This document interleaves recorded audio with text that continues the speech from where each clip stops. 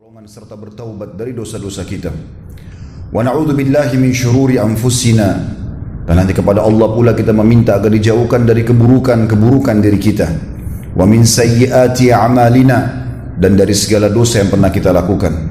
May yahdihillahu fala mudhillalah. Barang siapa yang telah Allah berikan petunjuk maka tidak akan pernah sesat selamanya. Wa may yudlilhu fala hadiyalah. Dan barang siapa yang telah Allah sesatkan maka tidak akan mendapatkan petunjuk selamanya. Asyhadu an la ilaha illallah wahdahu la syarika lah wa asyhadu anna Muhammadan abduhu wa rasuluh. Saya bersaksi tiada Tuhan yang berhak disembah kecuali Allah, dan Muhammad benar-benar hamba juga utusannya. Qala Allah Ta'ala, Allah mengingatkan dalam kitabnya, ya ayyuhalladzina amanu taqullaha haqqa tuqatih wa la tamutunna illa wa antum muslimun. Hai sekalian orang-orang yang beriman, bertakwalah, hanya patuh dan tunduklah kepada satu-satunya pencipta segala sesuatunya, baik di langit, di bumi, di kedalaman lautan, terjangkau atau tidak terjangkau oleh mata kita, yaitu Allah Subhanahu wa Ta'ala.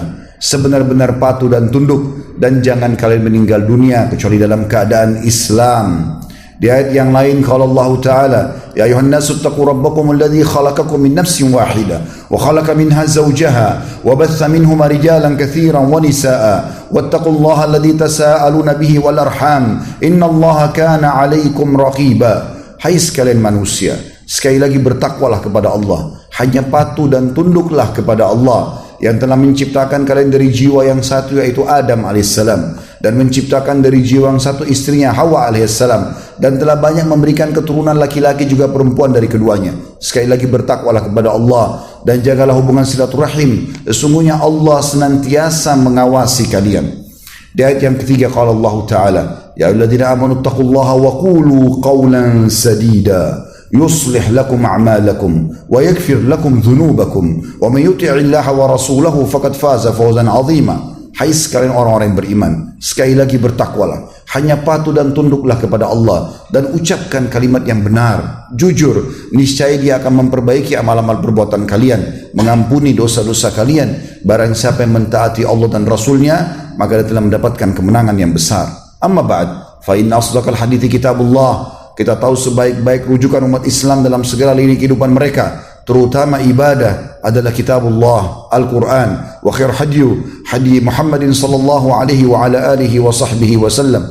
Dan sebaik-baik petunjuk setelah Al-Quran adalah petunjuk Nabi besar Muhammad sallallahu alaihi wa ala alihi wa sahbihi wa sallam. Wa syarrul umuri muhdatsatuha, dan seburuk-buruk perbuatan terutama dalam ibadah yang tidak punya rujukan dari keduanya. Fa inna kulla muhdatsin bid'ah. Semua ibadah yang dibuat-buat tidak punya rujukan wahyu dikenal dengan perbuatan baru dalam agama. Wa bid'atin dhalalah. Perbuatan baru itu akan membawa pelakunya pada kesesatan, dan kesesatan membawa pelakunya ke dalam api neraka.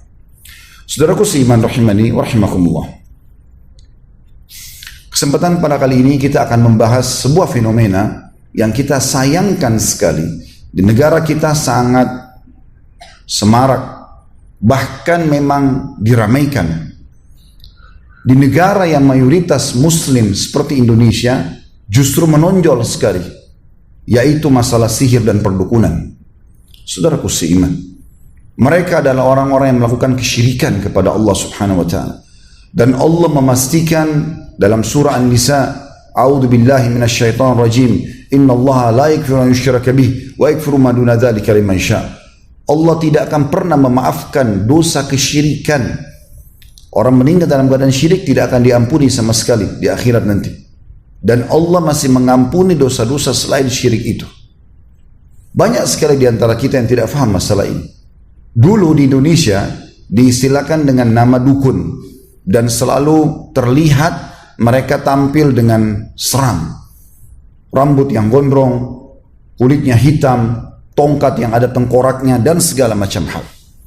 Tapi dengan berkembangnya teknologi sekarang, mereka juga ikuti perkembangan. Dukun-dukun sudah tampil dengan gagahnya. Bahkan mereka berani menggunakan medsos, expose. Dan banyak di antara kaum muslimin yang menjadi korban mereka. Saudaraku seiman, perbuatan ini syirik kepada Allah. Baik mereka syirik kepada Allah yang merupakan dosa besar yang Allah tidak akan ampuni, juga Anda yang datang ke sana bisa terjerumus dalam dosa syirik ini. Kalau Anda meninggal, terharamkan surga dari Anda. Renungi baik-baik dan kita coba lebih dalam membahas bagaimana kedudukan para dukun dengan apapun nama mereka, dukun, peramal, penyamun, penyihir, segala macam yang mereka gunakan sebagai nama dan istilah, dan juga praktek sihirnya. Allah mengingatkan kepada kita dalam surah Yusuf ayat 106 tentang banyaknya umat Islam yang terjerumus dalam masalah ini tapi mereka tidak sadar. A'udzu billahi minasyaitonir rajim. Wa ma yu'minu aktsaruhum billahi illa wa hum musyrikun. Sebagian besar manusia tidak beriman kepada Allah melainkan dalam keadaan mempersekutukannya dengan sesembahan-sesembahan selain Allah. Ibnu Abbas menafsirkan ayat ini mengatakan, kalau ditanya kepada mereka siapa yang menciptakan langit, siapa yang menciptakan bumi, siapa yang menciptakan gunung-gunung, mereka akan jawab Allah. Artinya mereka kaum muslimin. Tetapi dengan semua keyakinan mereka itu, mereka masih mempersekutukan Allah dengan menyembah selainnya. Fenomena mereka, saudaraku seiman, disebutkan oleh Allah Subhanahu wa taala banyak sekali dalam ayat Al-Qur'an, cuma sayang sedikit yang mendalaminya, dan saya juga sayangkan kalau di khutbah Jumat tidak disampaikan oleh para dai kita. Sementara banyak sekali orang yang terjerumus dengan kesesatan ini. Bahkan sudah menjadikan dukun-dukun ini sebagai tempat mereka mengadu nasib mereka dibandingkan Allah Subhanahu wa taala. Untuk bahagia rumah tangga, pergi ke dukun. Untuk supaya orang suka sama dia, pergi ke dukun. Sukses usahanya, pergi ke dukun. Semuanya dukun. Bahkan yang kita sayangkan sekali, dijadikan seperti sebuah humor dalam film-film dan sinetron, seakan-akan mereka ini adalah orang-orang yang boleh didatangin dan orangnya lucu dan segala macam hal. Perhatikan apa yang Allah katakan tentang mereka dalam surah Asy-Syu'ara ayat 221 dan 223 sampai 223. A'udzu billahi minasyaitonir rajim. Hal unabbiukum ala man tanazzalu syayatin tanazzalu ala kulli affakin athim yulquna as-sam'a wa aktsaruhum kadhibun. Apakah, kata Allah SWT, akan aku beritakan kepada kalian kepada siapa syaitan-syaitan itu turun, kepada siapa syaitan-syaitan itu selalu berteman, nongkrong. Dan syaitan kita sudah tahu, golongan dari jin yang Allah mengatakan aduwwum mubin, musuh nyata buat kalian, dipimpin oleh iblis. Allah berikan gambaran kepada kita. Mereka turun kepada setiap pendusta, tiap-tiap pendusta, lagi yang banyak berbuat kejahatan, yaitu para dukun dan tukang sihir. Syaitan-syaitan tersebut menyampaikan berita kepada mereka dengan mencuri berita dari langit, lalu menyampaikan kepada para dukun dan tukang sihir, dan kebanyakan mereka adalah pendusta. Ini ditilawakan oleh orang beriman sampai hari kiamat dalam surah Asy-Syu'ara ayat 221 sampai 223. Imam Qatadah rahimahullah, salah satu tokoh yang masyhur dari kalangan tabi'in, Qatadah bin Da'amah namanya, rahimahullah, beliau wafat tahun 110 Hijriah, menafsirkan ayat ini mengatakan bahwa para pendusta lagi banyak berbuat jahat dan buruk adalah para dukun dan tukang sihir. Begitu juga beliau mengatakan, dan mereka itu adalah teman-teman dekat para syaitan dan mendapat berita yang dicuri dari langit oleh syaitan-syaitan tersebut. Bahkan sahabat mulia Abdullah bin Mas'ud radhiyallahu anhu pada saat menafsirkan firman Allah Subhanahu wa taala dalam surah Al-An'am ayat 112, A'udzu billahi minasyaitonir rajim. Wa kadzalika ja'alna likulli nabiyyin 'aduwwan syayatinal insi wal jin yuhi ba'dhuhum ila ba'din dzukhrufal qawli gurura. Dan demikianlah kami jadikan bagi tiap-tiap nabi itu musuh, yaitu syaitan-syaitan dari kalangan manusia dan syaitan-syaitan dari kalangan jin. Sebagian mereka membisikkan kepada sebagian yang lain perkataan-perkataan yang indah dan menipu manusia. Abdullah bin Mas'ud berkata radhiyallahu anhu, yang dimaksud dengan syaitan-syaitan manusia adalah para dukun dan tukang sihir. Dalam sebuah athar diriwayatkan dari Jabir bin Abdullah radhiyallahu anhuma, beliau mengatakan bahkan dukun-dukun ini disebutkan sebagai tagut yang banyak disebutkan dalam Al-Quran. Mereka adalah para dukun dan mereka adalah syaitan-syaitan manusia yang syaitan-syaitan jin bekerja sama dengan mereka. Allah Subhanahu wa taala menyuruh kita untuk kufur kepada tagut ini. Tidak boleh ikut sama mereka. Dan kalau kita ikut maka kita akan bersama dengan mereka kepada kekafiran. Allah sebutkan dalam surah An-Nahl ayat 36. A'udzu billahi minasyaitonir rajim. Wa laqad ba'atsna fi kulli ummatin rasulan an i'budullaha wajtanibut taghut. Dan sungguhnya kami, kata Allah, telah mengutus setiap rasul atau setiap rasul yang kami utus, maka selalu mereka menyampaikan sembahlah Allah dan jauhi taghut. Sementara tadi sudah dijelaskan taghut adalah para dukun dan penyihir ini. Juga dalam firman Allah yang lain dalam surah Al-Baqarah ayat 256, A'udzu billahi minasyaitonir rajim. Faman yakfur bit-taghuti wa yu'min billahi faqad istamsaka bil 'urwatil wuthqa lam fisama laha wallahu samii'un 'alim. Barang siapa yang ingkar kepada tagut, justru membenci mereka, menjauhi mereka, memerangi mereka dan beriman kepada Allah, hanya minta kepada Allah Subhanahu wa taala. Ingin bahagia rumah tangga, jangan lintas alam, di alam kita saja manusia. Kalau orang pergi ke dukun, lintas alam, bawa foto pasangan, minta supaya dukun tersebut memantrai, lalu menggunakan jasa jin atau syaitan untuk menyihir lawan jenis supaya menyukainya. Ini lintas alam. Sederhana cara manusia. Saya bermuamalah dengan baik dengan istri, tatapan mata yang syahdu, ucapan yang santun, zaman ramah yang, tangan yang ramah, kemudian saya royal dan loyal dengan dia, dia jatuh cinta, selesai. Itu alam manusia. Saya mau usaha saya maju, tidak perlu saya pergi ke dukun untuk minta kris, minta kuningan, minta koin yang tidak masuk akal, dengan syarat-syarat lebih tidak masuk akal lagi. Sembeli ayam hitam, darahnya diminum, darahnya diteteskan di titik tertentu, ditanamkan sebuah benda di tanah. Dari mana semua ini? Ini alam syaitan dan haram hukumnya melakukan semua ini. Kenapa kita enggak sederhanakan? Alam manusia sederhana, modal halal, sistem halal, produk halal, selebihnya tawakal kepada Allah. Demi Allah untuk. Kenapa harus menggunakan alam-alam seperti ini? Kenapa kalau benci sama orang karena perbuatannya, kenapa kita enggak dakwahi? Kenapa kita enggak berdoa kepada Allah kalaupun kita merasa terzalimi? Berdoa agar Allah SWT menangkan kita dari dia. Selesai. Doa senjata setiap orang beriman. Doa bisa menembus hati-hati manusia, bisa menembus benteng-benteng musuh. Kenapa harus datang ke dukun, kemudian dibuatlah boneka mainan, ditusuk-tusuk sehingga orang tersebut sakit. Dan itu terus terjadi. Dan subhanallah, tanpa mereka sadari, mereka beriman dan bermuamalah dengan para tagut yang Allah perintahkan kita untuk supaya kufur kepada mereka. Kenapa harus lintas alam, saudaraku seiman? Apalagi Anda yang sudah berpendidikan. Yang kita herankan, orang-orang sudah tinggi pendidikannya justru juga masih percaya dengan seperti ini. Dan subhanallah, orang yang sudah pernah ke dukun, teman-teman sekalian, dia akan terus ketagihan. Karena kalau dia ke dukun tanpa dia sadari, yang pertama disihir dia justru. Karena si dukun-dukun ini mau supaya mereka ini terikat menjadi pasien rutinnya. Ini akan ada umurnya, sekian lama kamu harus bayar. Kalau dia minta sesuatu, maka dia harus kembali lagi sekian bulan dan seterusnya. Bahkan ada praktisi berbahasa menyampaikan kepada saya sendiri, ini seperti SIM, dia bilang sama saya begitu.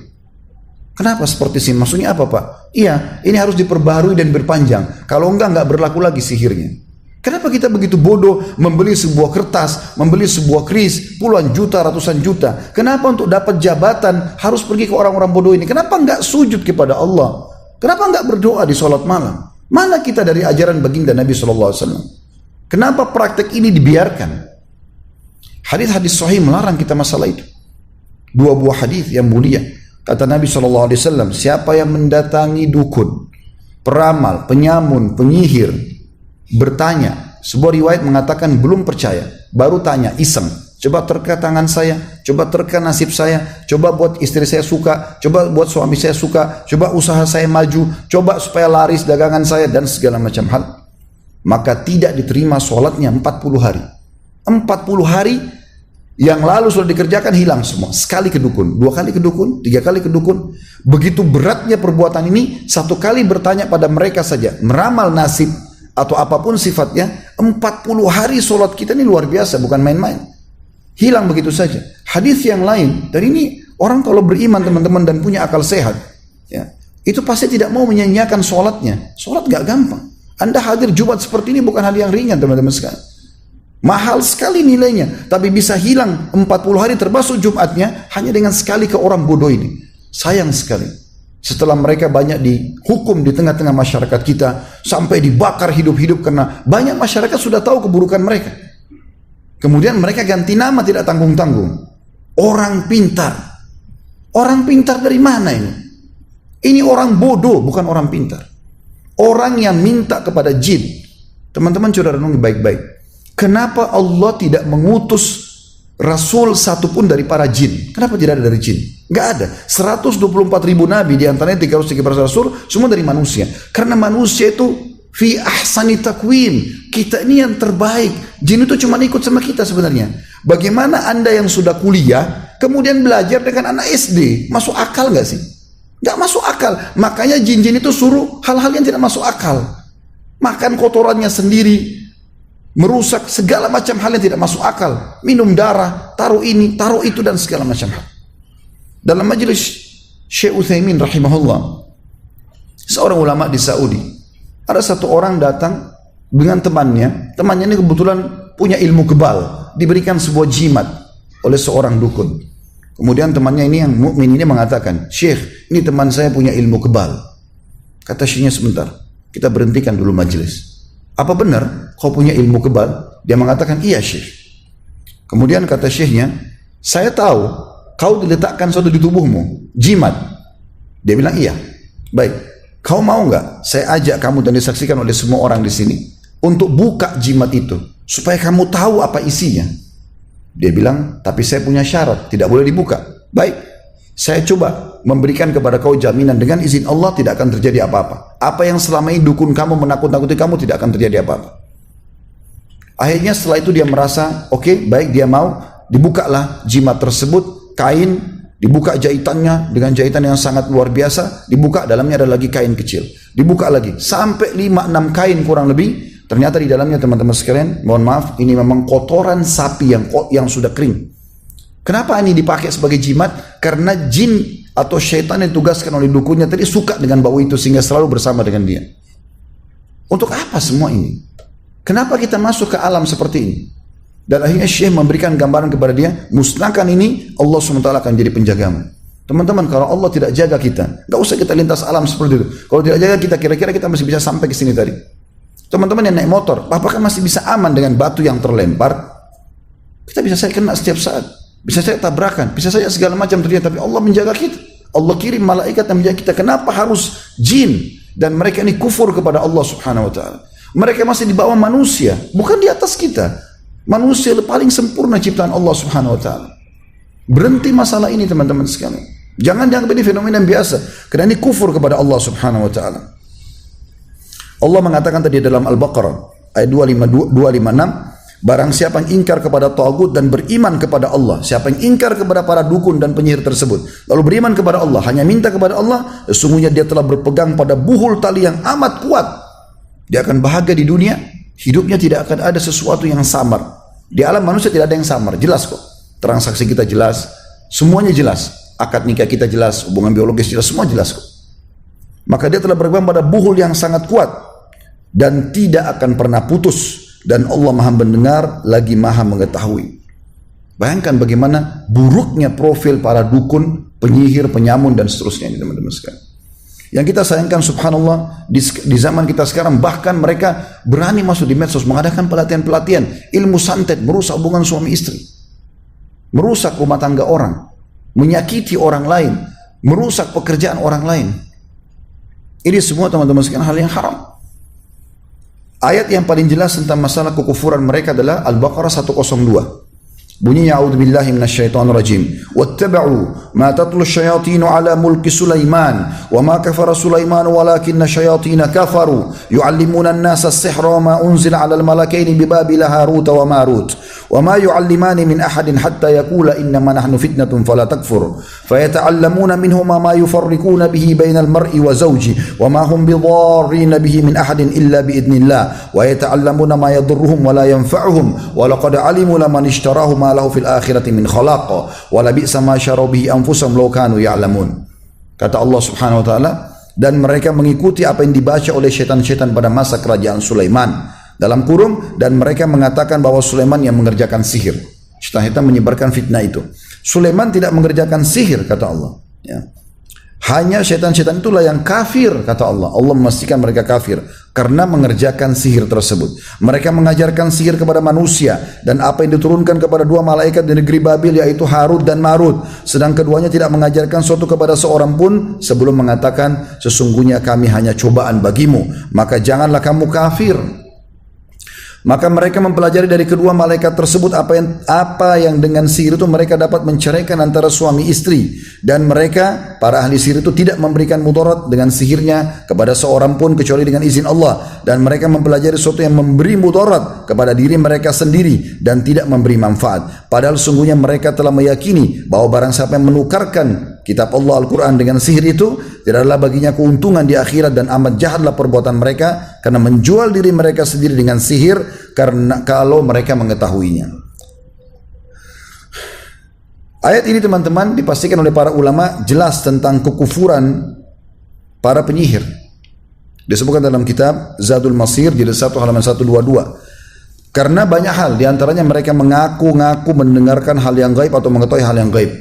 Ini dusta besar. Karena Allah SWT mengatakan dalam surah An-Naml ayat 65, A'udzubillahi minasyaitonirrajim, Qul la ya'lamu man fis samawati wal ardil ghaiba illallah wa ma yash'uruna ayyana yub'atsun. Katakanlah tidak ada seorang pun di langit dan di bumi yang mengetahui perkara yang gaib kecuali Allah, dan mereka tidak mengetahui bila mana mereka akan dibangkitkan.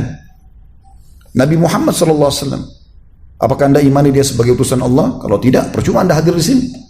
Beliau adalah manusia mulia, pemimpin anak Adam sallallahu alaihi wasallam. Beliau sendiri menyatakan tidak tahu yang gaib. Kalau datang beberapa orang sahabat bertanya agama, beliau tidak tahu, beliau diam.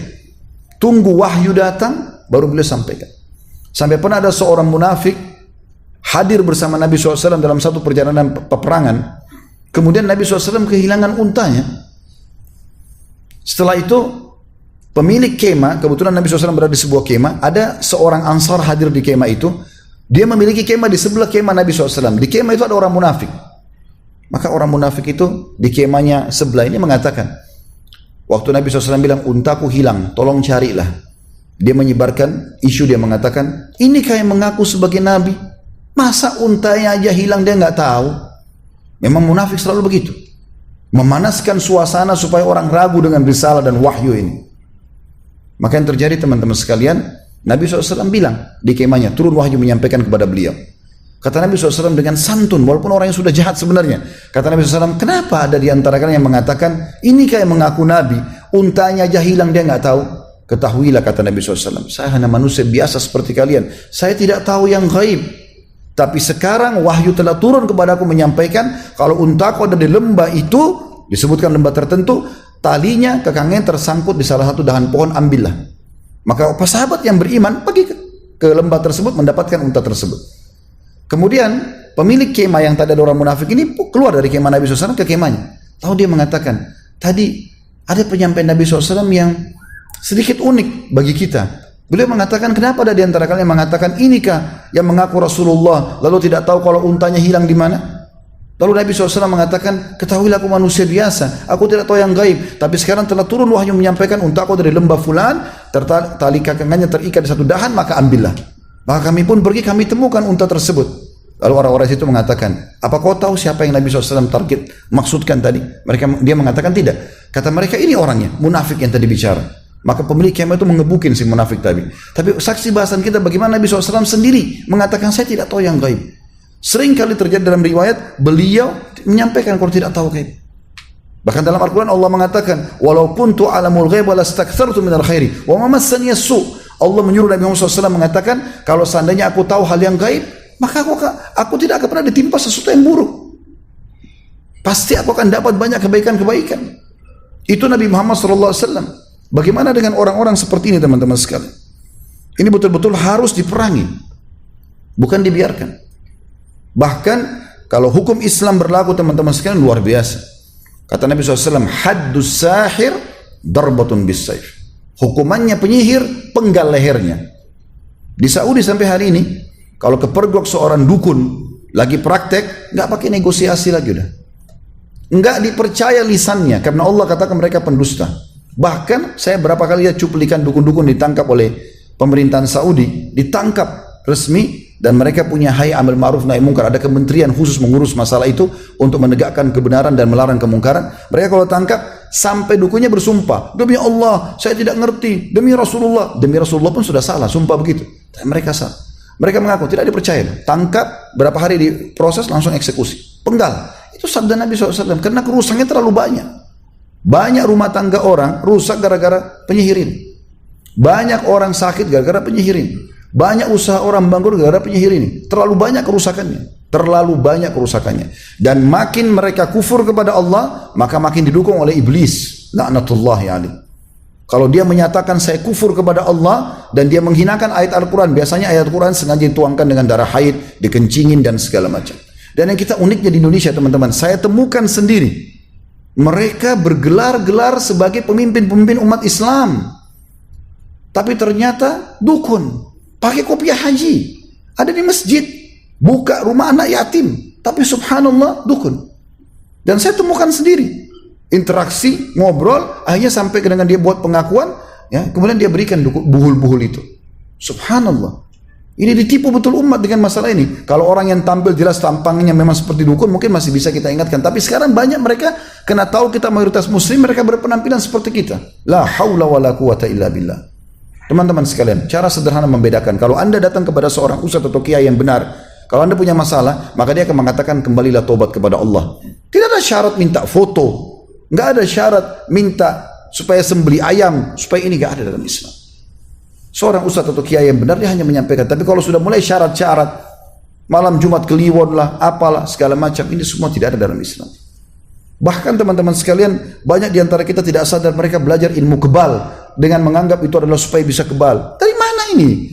Tidak pernah satu kali pun Nabi SAW memberikan sebuah kain ditulis-tulisi bahasa Arab misalnya, lalu dipakai kepada sahabat supaya kau kebal. Nanti kalau dipenggal sama orang kafir Quraisy, kau tidak mati. Nggak ada. Nabi SAW mengatakan, kalau sudah siap pasukan mau perang, qumu ila jannati rabbikum. Berdiri, kejar surga Tuhan kalian. Disuruh mati, bukan disuruh kebal. Maka sahabat dengan semangat mau mati. Untuk apa belajar ilmu kebal? Untuk apa semua ini teman-teman sekalian? Nggak ada gunanya. Semua orang belajar ilmu kebalin begitu di ruqyah syariah pasti kesurupan. Untuk apa? Bahkan yang uniknya membawa nama agama. Ini nggak boleh. Ini tidak diterima sholatnya 40 hari. Hadis yang kedua teman-teman lebih tegas lagi. Kata Nabi SAW, barang siapa yang mendatangi dukun, peramal, penyamun, penyihir, bertanya dan percaya, maka dia telah kufur kepada apa yang diturunkan kepada Muhammad SAW. Kafir, harus syahadat lagi orang itu. Rusak Islamnya. Untuk apa? Gitu kan? Tapi kan Ustaz, kadang-kadang kami kalau datang ke sana, dia tahu keadaan kami. Jangan ditipu teman-teman sekalian. Anda punya korin, pendamping dari syaitan. Dia di tempat prakteknya taruh banyak syaitan-syaitan itu. Kalau Anda ngerti bahasa Arab bisa nonton di YouTube, sebenarnya banyak sekali cuplikan dukun-dukun yang ketangkap di Saudi. Mereka bilang, kalau pas ketangkap, kok bisa kau tangkap saya? Saya sudah sebar sekian banyak jin, dukun, banyak syaitan, gitu kan? Ada di antara mereka yang ketangkap lagi di masjid, mau nipu orang. Tapi ketahuan dukun, bila disuruh keluar, diinterogasi, akhirnya terbukti dia adalah dukun. Mereka nyebarin itu. Jadi korin antum kerjasama sama dukun-dukun, jin-jin apa syaitan-syaitan yang ditelatkan sama dia. Jadi pada saat masuk dia langsung mendebak. Oh, kamu ada masalah rumah tangga ya? Oh, kamu ada lagi sakit ini. Tapi informasi itu dari situ. Informasi gaib ini teman-teman yang mereka miliki adalah informasi yang Anda harus tahu ini, yang dicuri dari langit. Dalam sebuah hadis yang sahih riwayat Bukhari, pernah Nabi SAW melihat ada meteor jatuh. Lalu beliau bertanya kepada para sahabat, apa yang kalian bilang di masa jahiliyah dengan meteor ini? Kata mereka, kami yakin pada saat itu ya Rasulullah, pada saat meteor lewat ada orang terkenal yang mati atau ada orang yang akan jadi tokoh baru lahir. Kata Nabi SAW, bukan seperti itu.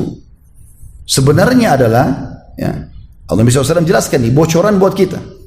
Kalau Tuhan kita Allah Subhanahu Wa Taala menentukan sebuah keputusan, misalnya esok hari akan terjadi apa, maka pemikul arsy-Nya Allah, malaikat 8 itu bertakbir. Maka yang di langit ke-7 semua malaikat bertakbir, yang langit ke-6 semua bertakbir, mendengar itu. Langit ke-5 bertakbir, sampai langit pertama yang di atas kepala kita nih, yang dikenal dengan sama'id dunia. Semua bertakbir, lalu malaikat bertanya kepada pemikul arsy, Apa keputusan Tuhan kita? Lalu kemudian disampaikanlah semua, termasuk siapa yang akan bertugas dari malaikat-malaikat ini. Kata Nabi SAW, lalu syaitan-syaitan itu bersusun-susun. Nabi SAW memberikan gambaran telapak tangan beliau ditumpuk satu sama yang lain, terus sampai ke langit, dan mereka berusaha mencuri informasi dari langit itu. Siapa yang akan mati, siapa yang akan sakit, siapa yang ini segala macam, itu dapat informasi dari langit. Kita orang beriman sudah yakin ada malaikat dan Allah memang menentukan takdirnya kok. Itu dibongkar oleh Nabi SAW.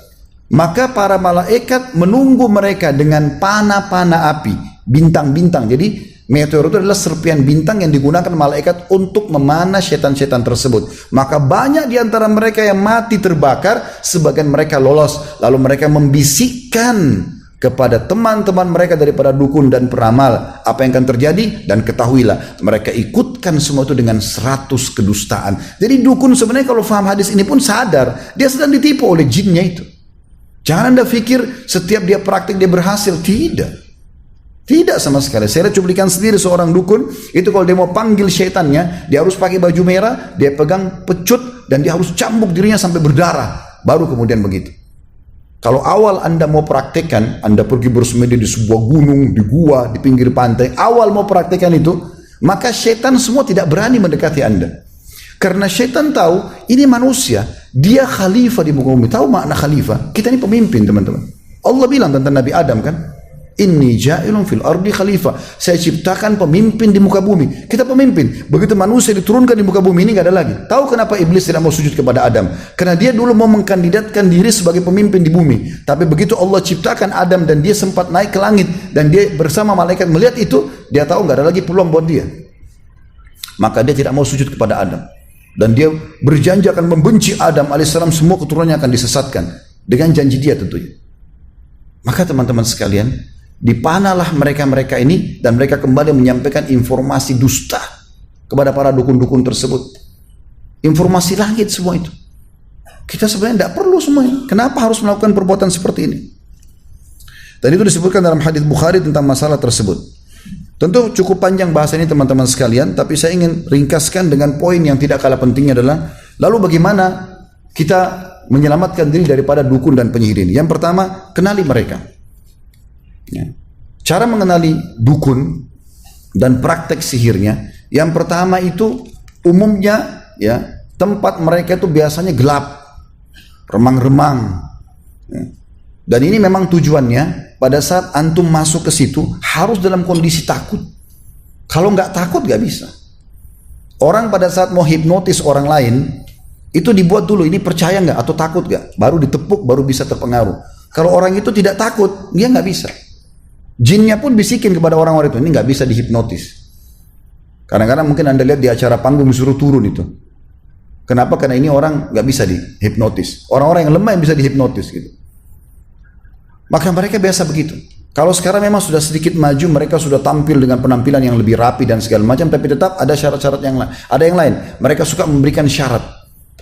Itu syarat harus ada. Minta bayaran yang mahal. Tidak ada insya Allah kalau da'i yang ikhlas kepada Allah SWT, Anda konsultasi, Anda bertanya, lalu minta bayar 50 juta, terus kasih benda-benda, minta benda bekas lah, baik itu pakaian dalam, baik itu foto dan segala macam. Ini gak ada semua. Ini mudah dikenali kok mereka itu. Dan subhanallah umumnya mereka ini selalu sembunyi-sembunyi. Berapa kali teman-teman praktik dukun kami sempat temukan itu tersembunyi di pojok. Ya, mereka kalau di tengah-tengah masyarakat berbeda penampilannya, itu begitu luar biasa. Tapi tidak boleh kita datang kepada mereka teman-teman. Jangan terpengaruh dengan kopiah hajinya, jangan terpengaruh dengan surbannya, jangan terpengaruh dengan kopiah hitamnya, nggak ada. Selama mereka pakai seperti ini jangan dipercaya. Termasuk mereka selalu memberikan akhirnya buhul yang akan diberikan kepada Anda dibawa pulang, ada juga yang ditanam di situ, lalu kemudian ada bayaran dan selalu ada kontrak yang harus diperpanjang. Jadi jangan dipercaya semua ini. Kembali kepada tauhid kepada Allah Subhanahu wa taala. Para sahabat Nabi ridwanullahi alaihim, kalau sendal mereka putus, mereka angkat tangan ke langit mengatakan, ya Allah, sendal saya putus, gantikanlah. Sendal minta dari Allah karena manjanya sama Allah. Itu tauhid. Tidak perlu minta kepada mereka-mereka ini. Sesat mereka teman-teman dan akan menyesatkan semua orang yang ikuti mereka. Aku qauli hadza, saya sudah mengucapkan perkataan saya ini, wa astaghfirullah li wa lakum, dan saya beristighfar kepada Allah untuk diri saya dan jemaah sekalian. Fastaghfiruhu innahu wal ghafurur rahim, beristighfarlah kepadanya karena Dia Maha Pengampun dan juga Maha Pengasih.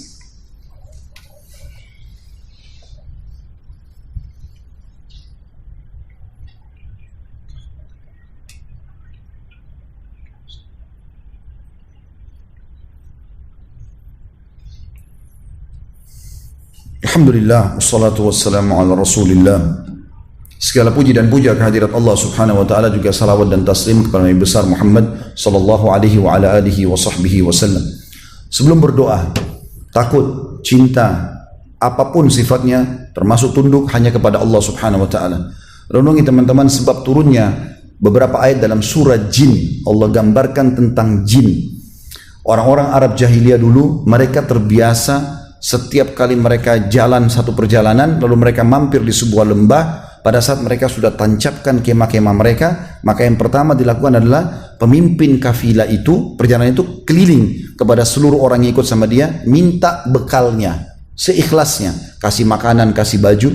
Kemudian dia datang ke tengah-tengah lembah, lalu dia sendiri bicara, wahai penjaga lembah, jangan ganggu kami. Apa kata Allah SWT? Sebenarnya dalam surah Jin ini sudah digambarkan, tidak ada apa-apa, lembah, lautan, gunung yang miliki Allah. Baca surah nomor 77 dan 79 dalam Al-Quran. Bagaimana Allah tugaskan malaikat yang mengurus lautan, mengurus sungai, mengurus hewan-hewan yang ada di sana populasinya. Bagaimana udara, air, segala macam fenomena alam ini diatur oleh para malaikat yang ditugaskan oleh Allah SWT. Bukan mereka. Jin-jin ini tidak ada. Mereka seperti kita manusia, hidup saja begitu.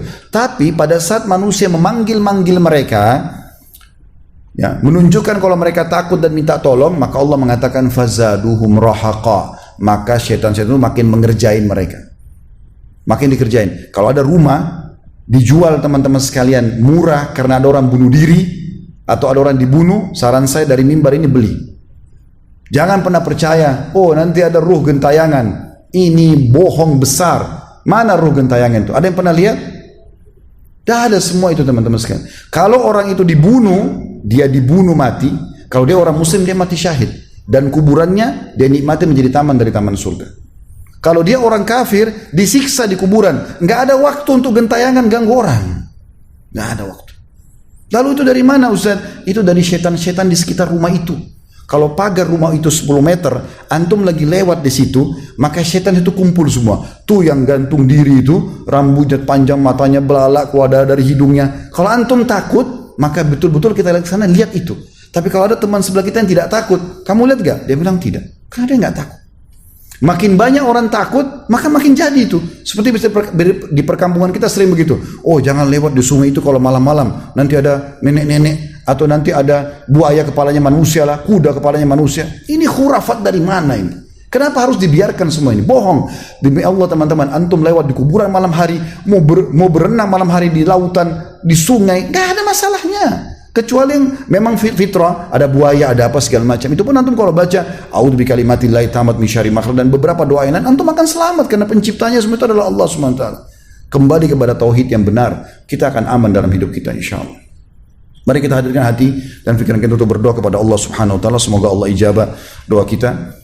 Alhamdulillah, kami memuji-Mu ya Allah sebagaimana Engkau layak dipuji sebagai pencipta, dan kami mengucapkan salam hormat kami kepada utusan-Mu Nabi besar Muhammad sallallahu alaihi wa ala alihi wa sahbihi wasallam sebagaimana Engkau telah mengucapkan salam hormat kepadanya, dan juga agar ini menjadi tambahan pahala buat kami. Ya Allah, kami tidak berkumpul di tempat yang mulia ini, salah satu dari rumah-rumah-Mu, kecuali hanya untuk menjalankan perintah dan kewajiban yang telah Engkau bebankan kepada kami. Maka terimalah pahala Jumat ini dengan pahala yang lengkap, dan terimalah seluruh amal soleh yang pernah kami haturkan kepadamu, yang sudah kami lakukan, yang sedang kami lakukan, dan akan kami lakukan sampai menjelang ajal datang nanti.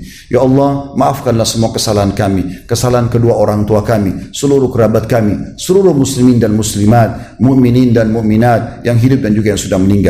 Ya Allah, jadikan negara kami Indonesia negara yang aman, tentram, damai. Seluruh umat Islam di bawah naungan ukhuwah Islamiyah. Angkat perselisihan di antara mereka. Karuniakanlah kami pemimpin yang baik, yang beriman kepadamu, dan juga ya Allah mudahkanlah agar kami semua tunduk dan patuh kepadamu. Selamatkan umat ini dari seluruh sihir, perdukunan, agar Engkau mengembalikan kami kepada tauhid-Mu ya Allah. Ya Allah, tolonglah saudara-saudara kami di Palestina, di Syria, di Yaman, di Irak, di Myanmar, di Ahsa, dimanapun mereka yang sedang tertindas. Ikhlaskan niat mereka, terima para syuhada mereka, mulakan Islam di tangan mereka dan tangan kami semua, dan ikut sertakan kami bersama mereka di pahala baik dengan doa, dengan harta, juga dengan jiwa kami. Dan ya Allah, Rabbana atina fid dunya hasanah hasanah. Berikanlah kami semua kebaikan di dunia ini. Wa fil akhirati hasanah, dan semua kebaikan di akhirat nanti. Wa qina adzabannar, selamatkan kami dari api neraka. Wa adkhilnal jannata ma'al abrar, masukkanlah kami ke dalam surga bersama orang-orang yang patuh. Ya Azizu ya Ghaffar, wahai Zat yang Maha Mulia dan Maha Pengampun, ya Rabbal Alamin, Tuhan alam semesta. Wa sallallahu nabiyana Muhammadin walhamdulillahi rabbil alamin. Inna Allah ya'mur bil adli wal ihsan. Sadarilah teman-teman, Allah selalu menyuruh kita berbuat kebaikan dan keadilan. Wa yanha 'anil fahsya'i wal munkari wal baghi, dan Allah larang perbuatan keji, perbuatan maksiat. Ya'idukum la'allakum tadhakkarun, itu peringatan dari Allah, maka jadikan sebagai prinsip hidup kalian. Fadhkurullahal 'azim yadhkurkum, ingat selalu Allah, Allah akan ingat kepada kalian. Washkuru 'ala ni'mati yazidkum, syukuri nikmat jadi pasti akan tambah. Wa dzikrullahi akbar, mengingat Allah adalah amal yang paling besar. Wa aqimis shalah, dan dirikanlah salat.